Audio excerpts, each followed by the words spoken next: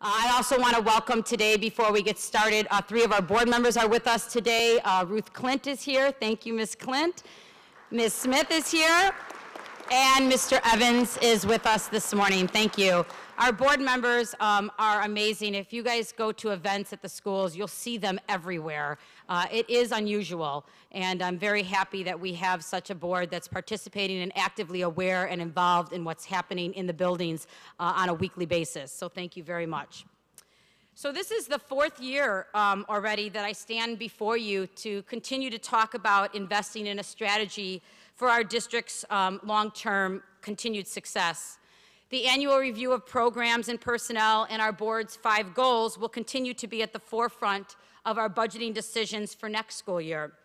My purpose today, once again, is to highlight all the financial investments we're making and to give all of you an opportunity to ask me questions about our plans or the national landscape on education.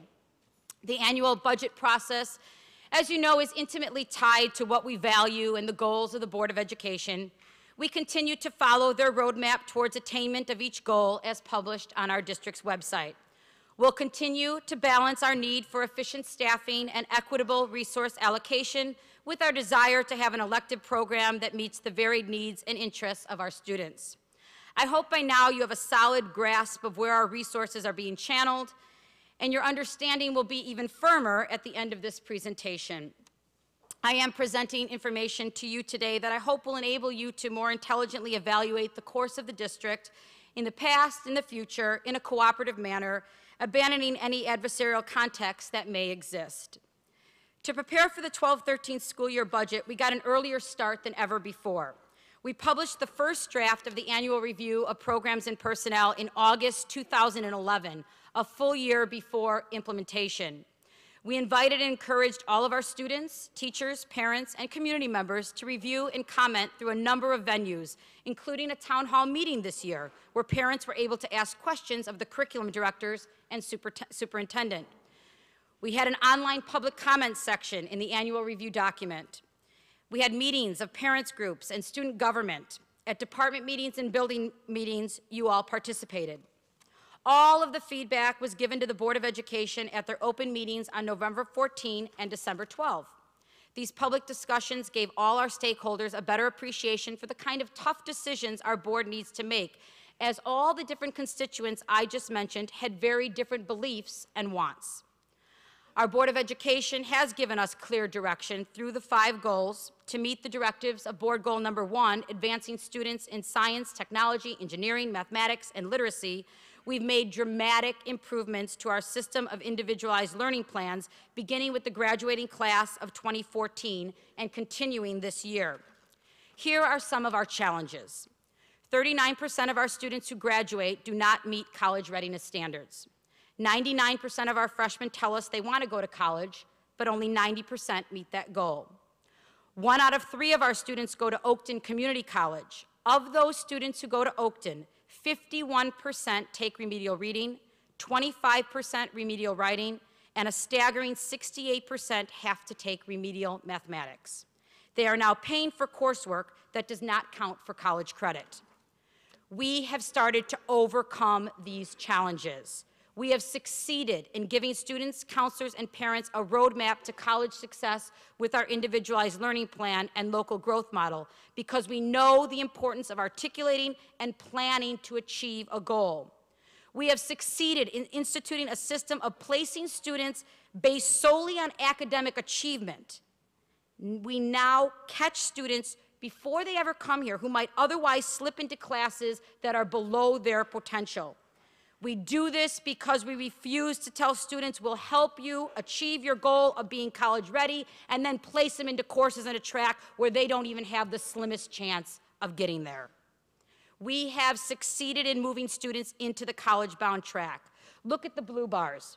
They show the decrease in students in level 2 courses over the past 3 years, the track that we know will not get students college ready. And look at the red bars. We are placing more and more students into honors and AP classes, and they are performing. Now at 33%, just up from 20% just 2 years ago.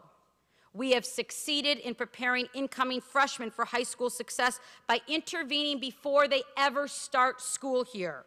Our investment in mathematics was through 2 different courses. In summer, we offered algebra readiness and algebra proficiency. The new math intervention program succeeded in a seismic shift for some students. Algebra proficiency, 18% of them are now on track to take calculus as seniors. That means that an additional 18% will be in that red bar in this freshman class by 2015. We have succeeded in ensuring that all freshmen have the support they need in algebra. Next year, we'll invest in sophomores. We'll invest in even more math teachers. They will receive the support they need in geometry because our lowest track will be a college readiness track. Let me be clear. Until this year, students with an Explore score of less than 16, they had a 5% chance of being college ready by graduation. Our investment in mathematics has already upped that percentage to 43%, a 43% chance of being college ready. It's a life changer. But to move students up to higher and more rigorous courses, and it's not just happening in mathematics, increased financial investment in additional mathematics teachers and thoughtful, systemic, and progressive restructuring plans are required. When we raise expectations and give our teachers the support they need, our entire system responds with increased performance and a new climate is developed, one that in this case emphasizes academic rigor and preparedness. Look what is happening in mathematics. Look what's happening in athletics. Look what's happening in science and engineering. Any student I know can learn to the same level as another if provided the appropriate conditions of rigor, expectation, and academic support. And that's the lesson made so popular by Jaime Escalante years ago in Stand and Deliver. It's also why, coming up onto the Olympic season, we often see world records broken in streaks. Because once a goal is realized and the achievement is publicized, more and more people reach the new bar because what is possible has been redefined. Board goal number 2 directs the administration and faculty to develop common final exams and curriculum guides linked to learning targets and state standards. I am pleased to report successful returns on our investments to date. We are now administering common exams district-wide for all freshman and sophomore courses through the use of our new enhanced gradebook. The teacher, department, and director are able to analyze the results of the common final exams through item analysis by student, by course, by section, by learning target, and by state standard. We also began using the common final exams to place freshman and sophomore students into their subsequent courses next year. Again, placement based on academic record. Goal 3, anywhere, anytime learning. It was a response to the call for inclusion of 21st century learning skills within our curricula, and there is no doubt that this investment profoundly changed learning in District 219. A wonderful byproduct is that our freshman and sophomore students report that they love that they can access course curricular assignments and grades online. We are teaching them how to be successful learners in the 21st century. And now that 31% of our student body is on free and reduced lunch, it is even more important that all of our students have equal access to instructional tools. We are currently preparing for the final major project in our 5-year capital plan, Board Goal 4, a new pool at Niles North.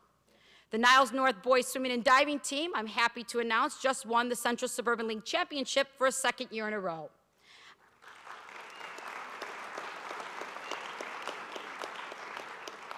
I can't wait for them to have adequate training space. The pool is literally 50 years old.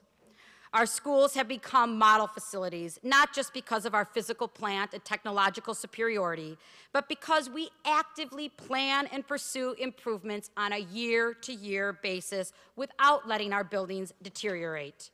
The 5-year, $41 million capital improvement plan has been funded by accumulating fund balances in our operations and maintenance and life safety funds, as well as by restructuring our debt. In accordance with Board Goal 5, we're bringing new human resources to the district as we increase the number of powerful partnerships we have with experts from the field. We continue to invest in younger students who will one day enter our schools by increasing summer academic offerings like Summer Sizzling Science and Summer Sizzling Shakespeare and Summer Sizzling Engineer, and year-round athletic programming. We continue to witness some of this increased success as a result in our curricular and extracurricular programs, and we are excited about the changes we've made in PE and athletics and the results that those changes are having.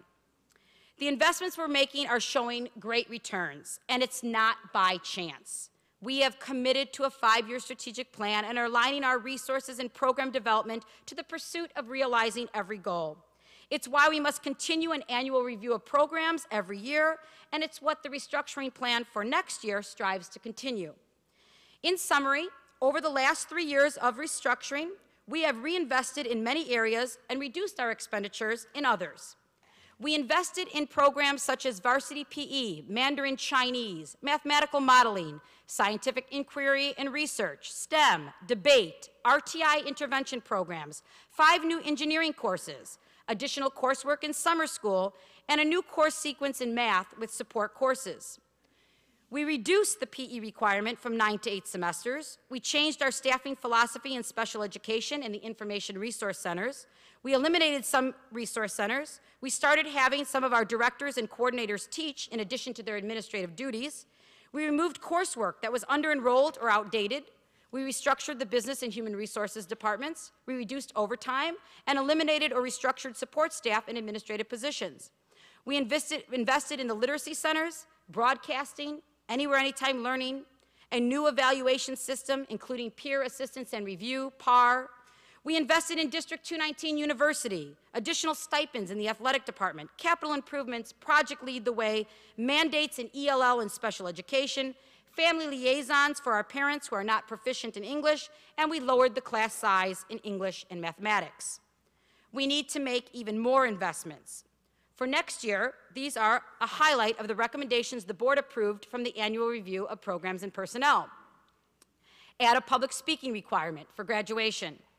Eliminate elective courses that were under-enrolled or outdated. Begin offering some electives on rotation, for example, every other year, to increase enrollment and staff more efficiently. Collapse course codes and some elective coursework to staff more efficiently. Add a 3rd session of summer school. Yes, there will now be a 3-period summer school day. Add more classes to summer school, including more prep courses for advanced placement. Add AP World History. Increase class size in some electives, decrease class size in math and English. Restructure the course sequence for theater, foods, autos, and Spanish. Invest in reading support so all freshmen are enrolled in 1222, the college readiness track. Invest in a 2nd extension course in mathematics for sophomores to take geometry. This is my 4th budget address and annual review of programs and personnel. I hope that I've given you an appreciation for the complexities involved in budgeting, particularly as it relates to our funding sources. District 219 is not only the most financially stable district in the Central Suburban League, but we also have the most progressive and modern programming and facilities. This is because we have a long-term strategic plan.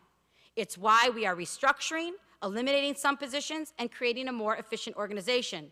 We want to invest more resources in accordance with the board goals, state and federal mandates, and progressive educational programming. But I want to emphasize this more than any other point I make today. In today's economy, it is simply impossible for us to add resources to select programs without reducing expenditures in others. I want to quickly review the long-term factors that are driving the need for us to balance investments with reductions. The CPIU. The Consumer Price Index Urban, or for all urban consumers, is a measure of the 12-month inflation rate for the previous year. Our growth revenue is critically tied to this factor. For levy year 2008, it was 4.1, 2009, 0.1, 2010, 2.7, 2011, 1.5, and levy year 2012, 3%. Again, the CPI is the critical factor because historically, it is the maximum amount of increased revenue, excluding new construction, that a district is entitled to receive from its taxpayers. However, our expenses have continued to grow beyond that of the CPIU. The average salary increase for all employees has been 5.8%, and for benefits for all employees, 7.5%. Since 82% of the education fund is salaries and benefits, I hope you can quickly realize that these percentages are far greater than the CPI-U increases for the same 5-year historic period. CPI-U is the 500-pound gorilla in the room when we talk about revenues available for any investment, current or future, that the district wants to make. Economic growth in the United States means increases in the CPI-U, which means more resources for us to invest in programs and personnel. The second factor that most impacts our revenue is the tax collection rate. Most districts rely heavily on their community, their local property taxes, to fund their schools. For example, 35% of the property tax for an average home in Skokie goes to District 219. In District 219, local property taxes make up 88% of our total revenue. The remaining dollars come from the state and federal government. District 219 has enjoyed a stable 98% collection rate for all property in our tax base throughout my tenure. We continue to monitor tax collections given the current state of the real estate and business sectors of our economy. For example, when companies close, like the Kraft plant in our district, there's no immediate effect on the taxing revenue. Somebody owns the building and they'll have to pay their property taxes. But when the building is sold for less than it is worth, the assessed valuation decreases, and so does the property tax. So in the long run, we may see a decreased revenue from this property. This is one example of the types of things we're watching. Do we think tax revenues are going to rise? Ask yourself, how much do you think your home is going to increase in value in the next 5 years? State and federal funding. The budget problems facing our state will have a direct effect on the funding provided to schools. In FY10, we received $9.4 million from the state and federal government. FY11, $10.4. FY12, our expected revenue is $8.8, and we're budgeting $7.8 for next year due to the sunsetting of the American Recovery and Reinvestment Act tech grant that we received. With 4 months left in our fiscal year, we've received only 48% of the promised resources from the state and federal government. Of particular concern is Senate Bill 2073 and its ilk. These bills are very popular with homeowners who are afraid that even though the value of their home is much less, their property tax bills continue to rise. I don't normally like to focus on proposed legislation until the governor signs it, but momentum for a bill like this is picking up steam as property tax bills continue to rise. Here's how this kind of law would harm District 219. Currently, our levy extensions are subject to PTEL, the Property Tax Extension Limitation Law. When you think PTEL, just think of this: the lesser of the CPI-U, or 5%. That's how much new revenue we can get. The lesser of the CPI-U, or 5%. This new tax cap limitation bill would allow increases in our levy extension based on PTEL only when the EAV, or Equalized Assessed Valuation, increases. Our history paints a very clear picture of what this bill, or anyone like it, would mean for District 219. Our EAV decreases every 3 years historically due to the triennial reassessment of properties that's done by the county. However, we saw a declining EAV 2 of the past 3 years. In short, legislation like Senate Bill 2073 would literally prohibit the district from receiving additional money to fund increases in salaries, benefits, supplies, and purchase services 2 of the past 3 years. This would be a permanent and compounding loss. Based on PTEL, this could equate to a loss of new revenue for our district of $3 to $6 million in 1 year. In addition, the majority of Governor Quinn's budget address focused on his recommendation to fund TRS pension at the local level like we currently do for our IMRF employees, rather than at the state level. This would result in potential new expenditures for District 219, which we are presently not responsible. At the current state on-behalf rate, District 219 would incur $12.5 million in new expenditures to fund TRS pensions. We must all continue to fight legislation that seeks to decrease revenue for schools, particularly when such legislation is not balanced with fewer mandates. On an exciting note, District 219 and the NTFT signed on to Race to the Top 3. We've agreed to early implementation of PARA, the new assessment for teachers, and are thus in line to receive additional revenue from the federal government. The operating expense per pupil. We still have the challenge of addressing our growing operating expense per pupil. We have successfully slowed the growth of our OEPP while investing in all the new programs I presented today. The annual review has been the roadmap for our strategic cuts and investments. So in FY08 and FY09, before we started the annual review, in FY08, the OEPP increased by 12.31%. In FY09, it increased by 6.48, 12.31 and 6.48. Then we started restructuring, reinvesting, all the new programs, everything we did. And in FY10, it dropped to 2.28% increase. And this year, in FY11, 1.89. That's actual to actual audit. We went from 12.31 and 6.48 trending to dropping it to 2.28 and 1.89. And we added all those programs that I talked about today. That doesn't happen by chance, especially when we're in collective bargaining agreements that call for salary increases and benefits, as I showed you, far beyond that of the CPIU. The operating expense per pupil's denominator is average daily attendance. I am pleased that both school staff councils and the school improvement teams are working on ways to increase attendance that are looking at some of the progressive actions taken by their colleagues at Niles Central. Debt. Debt in our operating fund balance. Our projected operating fund balance at the end of this year is $145 million, approximately a year of expenses. We spend about $10 to $12 million a month in bills. District 219 carries $163 million of long-term debt. This plays a role, too, in the long-term financial decisions the board makes. We've done an excellent job of managing our finances to meet and provide a curriculum that has depth and breadth and exemplifies best practices in learning in the 21st century. District 219 has taken a strategic approach to leveling the OEPP while still investing in new programs. As I've stated over my past year's budget addresses, in FY09 and FY10, our revenue exceeded our expenditures. We were continuing to build up our fund balance. Last year, expenditures exceeded revenue by approximately $3.2 million, but we restructured our debt again, which allowed us to continue to build our fund balance last year in FY 2011. Our projections are exactly as I stated 4 years ago. Expenditures exceeding revenue in the years to come based on the congressional budget's forecast for CPIU and our current rates of spending. For next year, FY 13, and into the future years, our goal is to establish a budget that looks like this, where two lines run parallel to one another: new revenue, new expenditures. Why?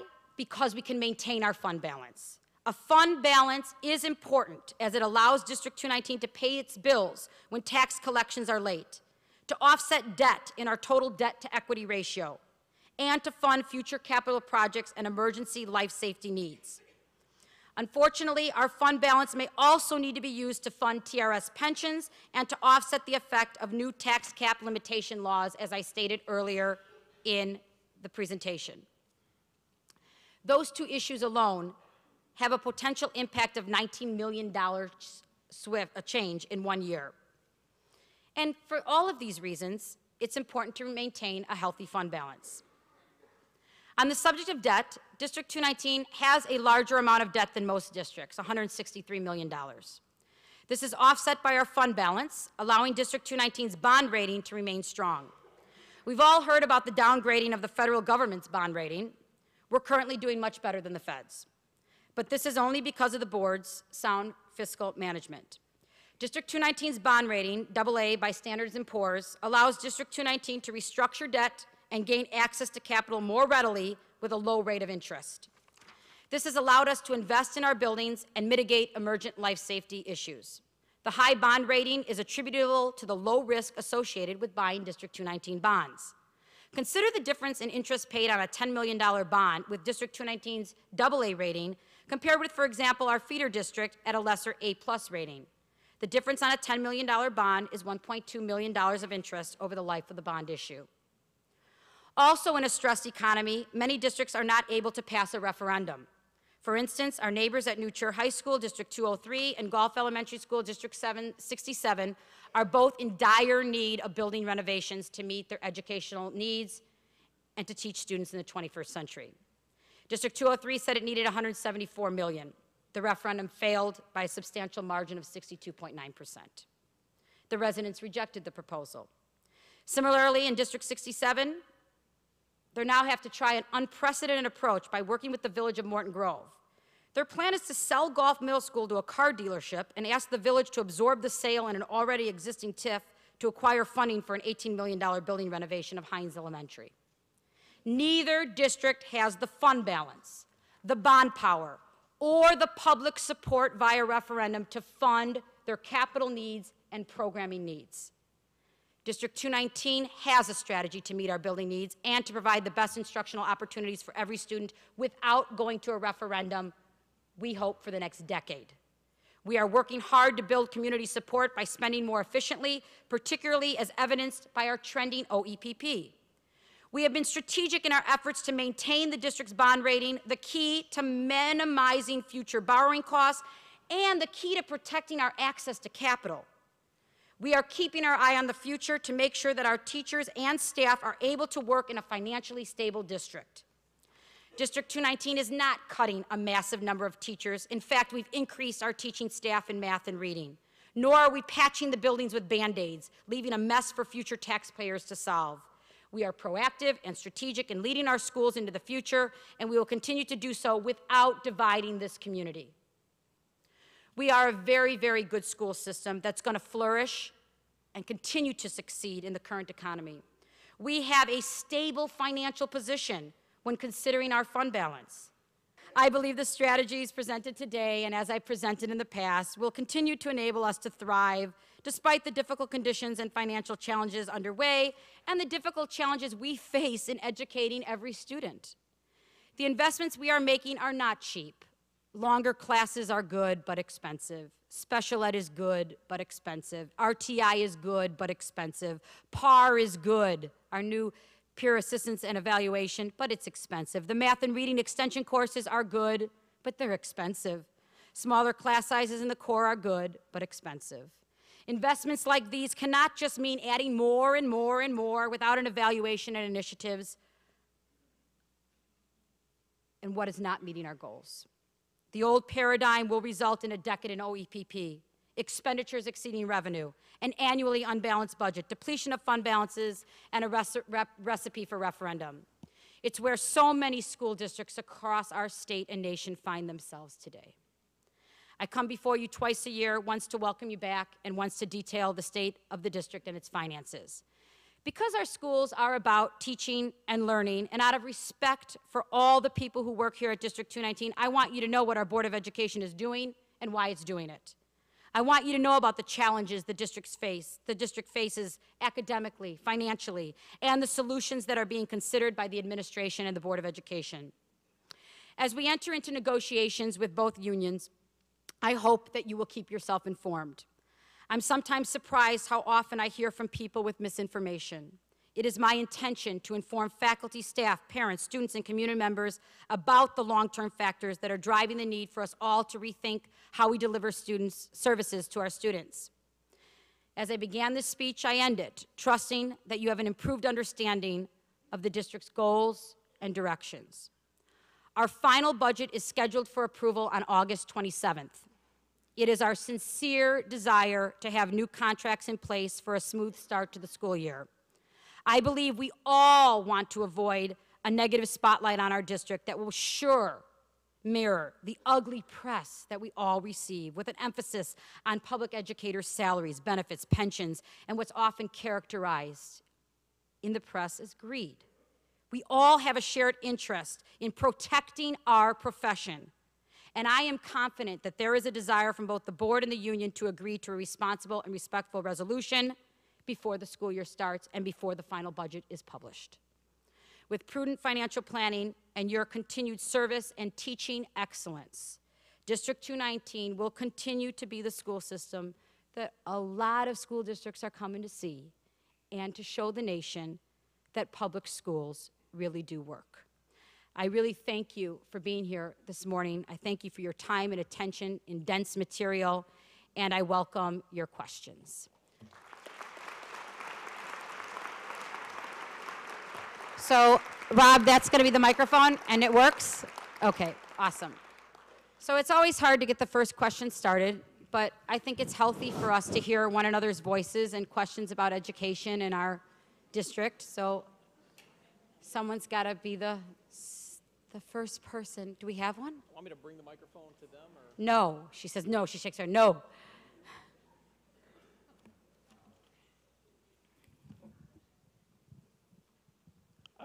I will bring the microphone to you. If there's somebody in a middle seat, we can do that.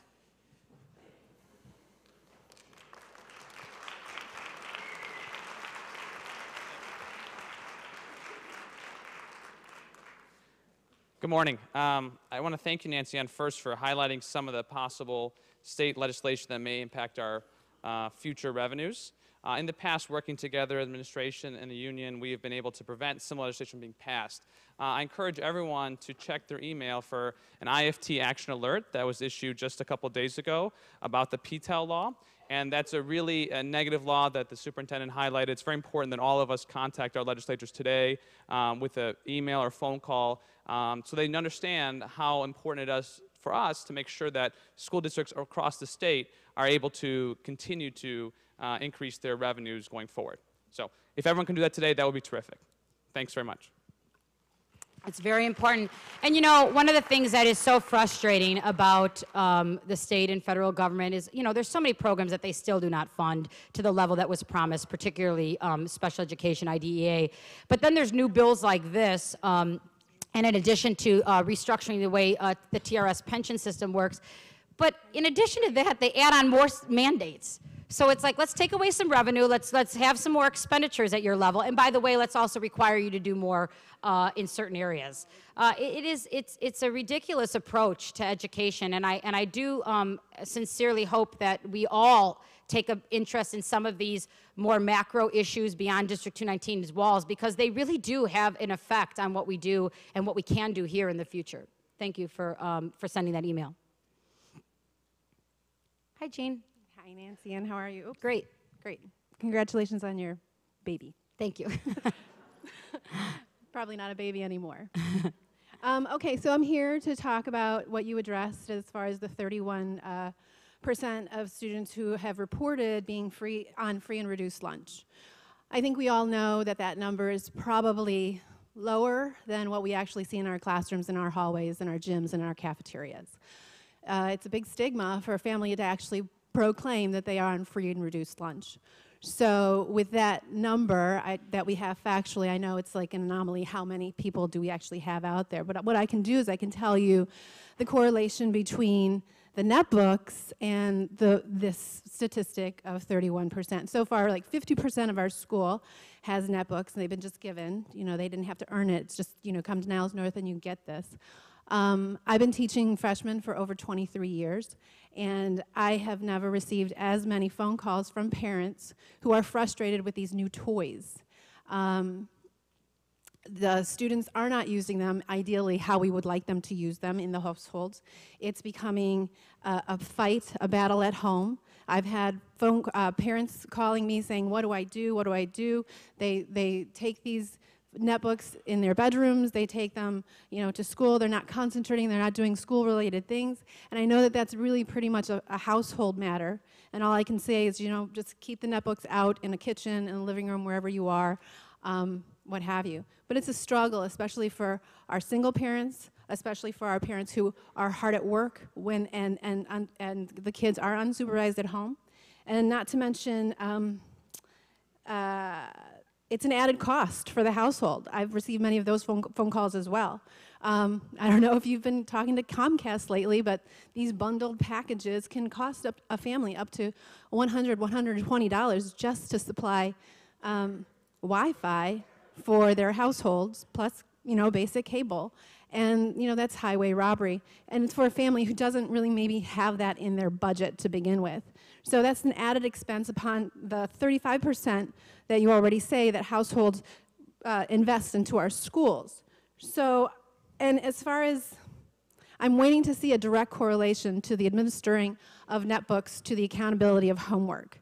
Again, in my history of teaching, I've never seen so many students feeling either entitled or not able to bring themselves to do homework.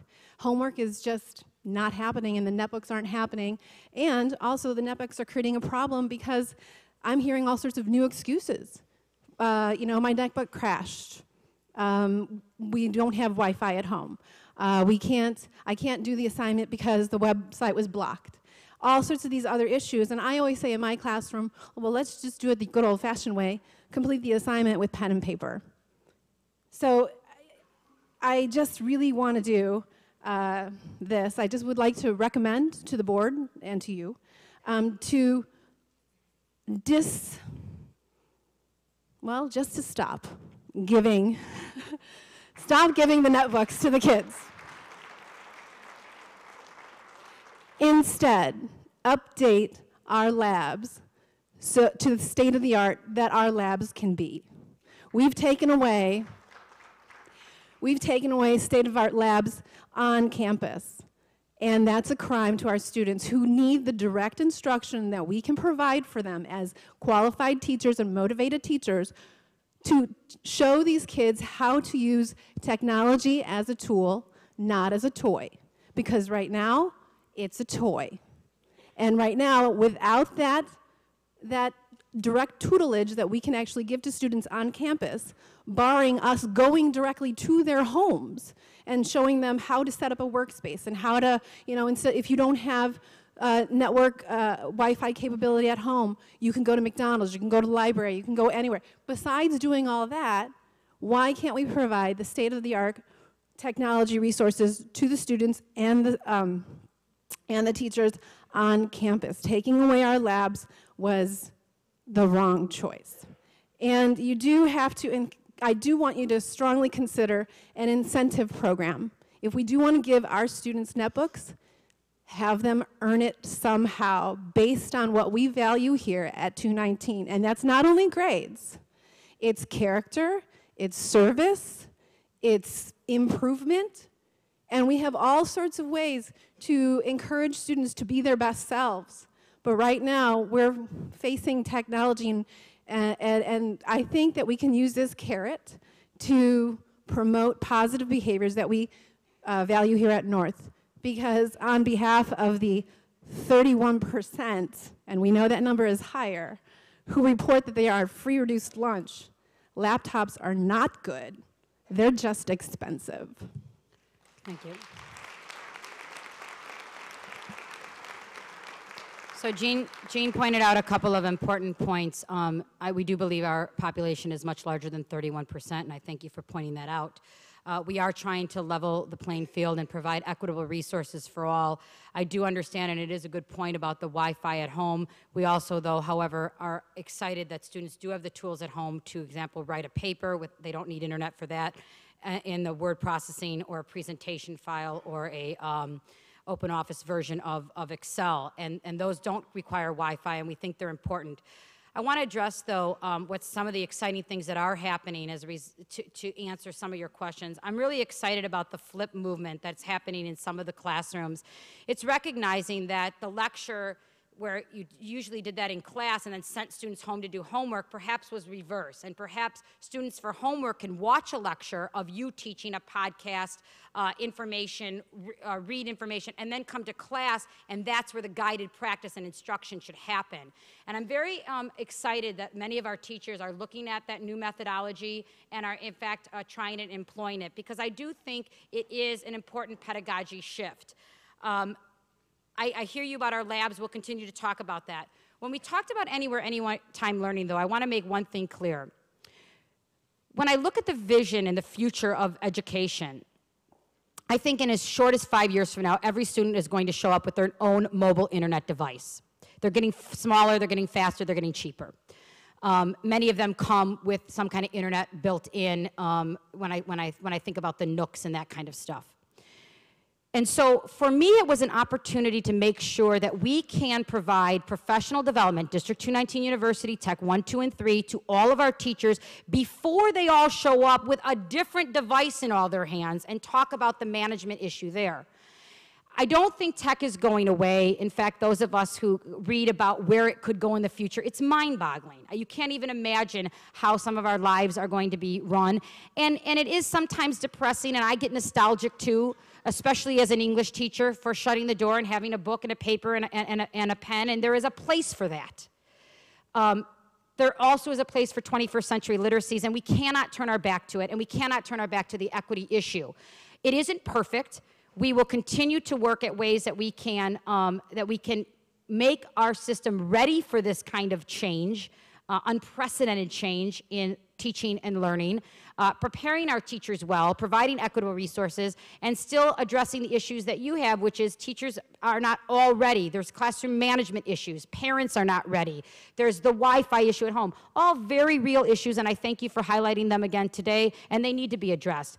But the answer for me and the Board of Education is not turning back the clock. In fact, we believe that we are going to be much more poised for real pedagogy change when all of our students show up with their own devices. And that's where we're at as a district, and I thank you for your comments today, Jean. Thank you. You're welcome. Turning back the clock, though, I mean, we're trying to deal with families who are just trying to live day to day. That's not turning back the clock. So if we really know that, I think we need to keep that in our minds. That's nothing about turning back the clock on that.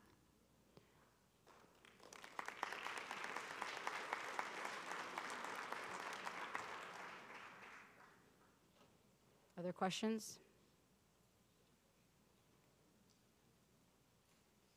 A whole group of people are coming down to ask a question. I'm so excited. Starting with Paul Wack, Matt Weatherington, and Scott Baum. Come on up, you guys.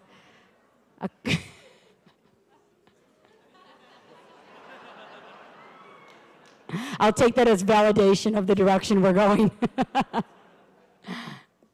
Are there any other questions? Great, thank you. Okay, I obviously don't have much of a background in business, so this might be an easy question, but being a reading specialist, but you spoke about the CPIU. And so I am aware that a CPIU is more accurate in terms of looking at salaries and that kind of thing, and instead of looking at like average cost of living. What I am curious about though, since it's the CPIU, geographically, what does the CPIU really apply to? You know, we're not in Chicago, we are in Cook County. Is the CPIU something that you can blanket apply to, you know, to all of Cook County, or is that something that really is just looking for more information, that's all? It is. Okay. It can be applied to all of Cook County, and it is the way that new revenue in terms of the school code and the way we can levy new dollars is tied to the CPIU urban, as you highlighted, and it is all of Cook County. Okay, thank you. You're welcome.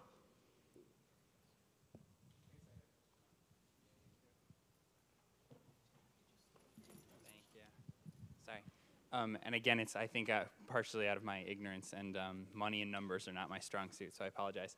I was confused about the way that the numbers were showed, so I was wondering if maybe you could explain it to me a little bit, because it showed the increase in spending over 5 years, but the CPIU each year, and I was wondering what the comparison would look like if they were equalized. If it was, what's the CPIU change over 5 years compared to our spending change over 5 years, if that makes sense. Right, so it would have been the average of those 5 percentages, and I gave you the average salary and benefit. And so the chart that you showed that shows them going parallel, that's our hope, because in that scenario, then we can maintain our fund balance, which can be used then for all of the reasons I said, to offset our debt, to invest in programs and facilities, deal with issues coming out of legislation that we're not ready for, pay for all of our bills and not go to tax anticipation warrants because collections are late, et cetera, et cetera, et cetera. So that's our goal and our hope, is to be at a place where we know we're going to increase spending every year. We know we're going to give raises. We know we're going to, benefits are going to cost more. We get that. It's not a zero-sum game. What we're trying to do as a district is have that equate to new revenue. Does that answer your question? Yeah, okay, great. Thanks. Thank you. Any other questions? Uh-huh.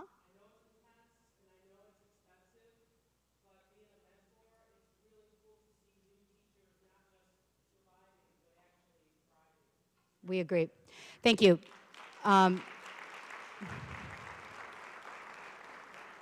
It took us over a couple of years to bring this to par. The union and the administration worked very hard at looking at other models and bringing it here. And ultimately, we want the people we bring into this district and that stay in this district to be of the utmost quality. And we think that that can happen with more eyes on the person and more mentoring. And we're excited about it as well. And I appreciate your comments that it's expensive, because it is. But there are things that we do in this district that are expensive. They're the right things to do. And I appreciate it. Thank you. Other questions?